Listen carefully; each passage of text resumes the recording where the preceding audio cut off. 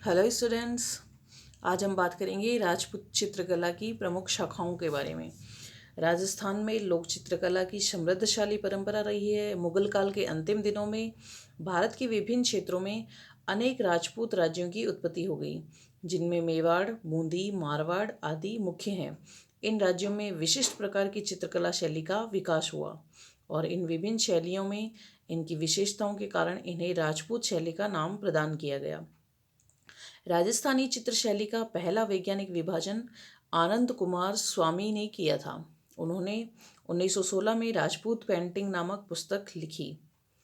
और इस प्रकार अब हम बात करेंगे राजस्थान की चित्रकला की विभिन्न शैलियों के बारे में, जिसमें सबसे प्रसिद्ध रही है वो है मेवाड़ शैली। इस शैली का प्रारंभिक प्राप्त चित्र श्रावक प्रतिक्रमण क्षुत्र चूर्णी है, जिसे 1260 ईस्वी में महाराणा तेज सिंह के काल में चित्रकार कमल चंद्र ने चित्रित किया था। इस चित्र शैली का प्रारंभ 15वीं सदी के प्रारंभ में हुआ। महाराणा अमर सिंह के राज्यकाल में इसका रूप निर्धारण होकर विकसित होता गया और जितने विषयों पर इस शैली में चित्र बने हैं उतने चित्र अन्य किसी भी शैली में नहीं बने।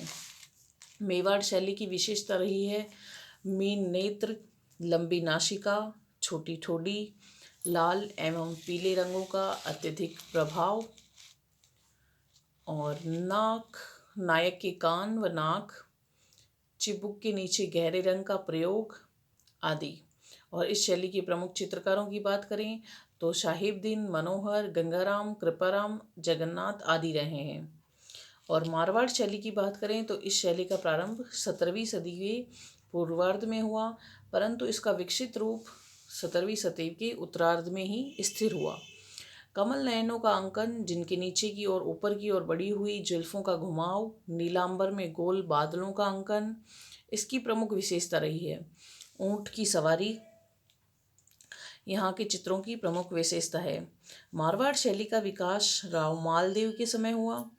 राव मालदेव के समय जोधपुर शैली का उत्तराध्ययन सूत्र मुख्य चित्र रहा था और राव मालदेव का शासनकाल में भी चित्रकला का जो काल रहा है वो है 1531 से लेके 1562 ईस्वी के मध्य।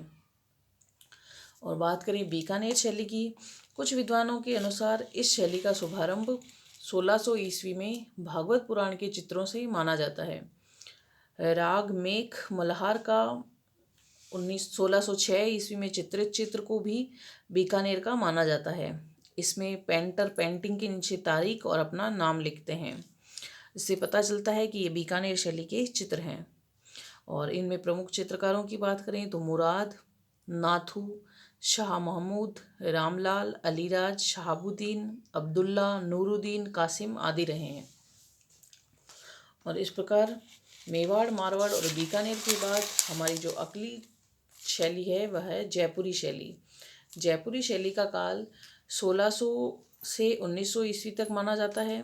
सवाई जयसिंह के काल में दिल्ली से मुगल बादशाह औरंगजेब की बेरुखी का सामना कर अनेक कलाकार जयपुर आए थे।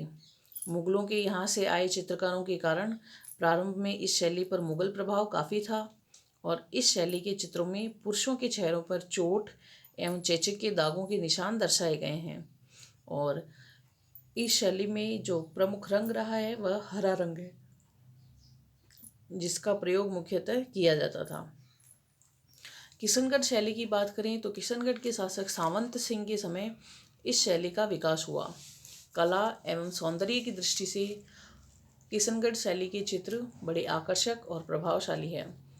इस शैली के चित्रों में सुंदर वेशभूषा, नुकीली नाक, खंजर के समान आँखें, उभरा हुआ चेहरा, कोणीय चेहरा आदि सभी नवीन सौंदर्य के प्रतीक हैं।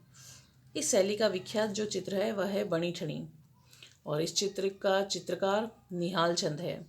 बणी ठनी को राजस्थान की मोनालिसा की उपाधि प्राप्त है। यह राजस्थान की चित्र शैलियों में सर्वश्रेष्ठ चित्र शैली है। निहाल चंद तथा नागरी दास ने राधा कृष्ण के चित्र बनाए, जिनमें बणी ठनी को ही राधा के रूप में चित्रित किया गया है। मैंने आपको पीडीएफ में बणी ठनी का भी चित्र सेंड किया था, आपने उसे देखा होगा। और अब बात करें कोटा चित्रशैली।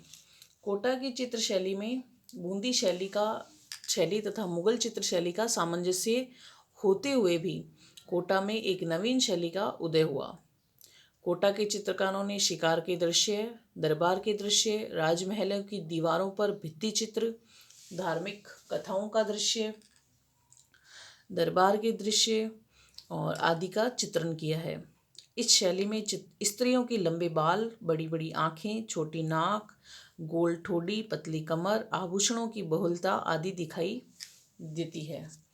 और बूंदी चित्रकला में प्रारंभ में बुद्धि चित्रकला मेवाड़ शैली से प्रभावित थी। मुगल शैली के प्रभाव के परिणाम स्वरूप चित्रों में बाग, फुव्वारे, फूलों की कतारें आदि का समावेश किया गया। 17वीं शताब्दी में बूंदी शैली में मानव आकृतियों के अलावा पहाड़ों, पशु पक्षियों, नदियों में अनेक सुंदर चित्र बनाए गए। विशेष रूप से इन चित्रों में गहरे रंगों का प्रयोग किया गया, जैसे नीला, पीला, हरा, लाल रंग आदि। और इन चित्रों की अलंकरणता की प्रमुख विशेषता है। इसके अतिरिक्त इस शैली का जो मुख्य दृश्य माना गया है वह भ्रू दृश्य है। और अरवल शैली, इस शैली में ईरान, मुगल तथा जयपुर शैली का समन्वय है। पुरुषों की आकृति आम के समान है। स्त्रियों के ठिंगने कद इन शैलियों की प्रमुख विशेषता रही है। उनियारा शैली, और इस शैली का जो प्रमुख विशेषता है वह आँखों का चित्रांकन है। आँखों का चित्रांकन इस शैली का प्रमुख चित्र रहा है। नाथद्वारा शैली, नाथद्वारा शैली में गाय चराते हुए भगवान कृष्ण को खेलते हुए, माखन खाते हुए चित्तों का चित्रांकन किया गया है। यह चित्र मथुरा शैली से मिलता जुलता है। अन्य चित्रों में भी श्रीनाथ जी, गोकुलनाथ, जन्माष्टमी, अन्नकूट, यमुना स्नान, आँख मिचौनी, हिंडोला के दृश्य प्रमुख माने जाते हैं।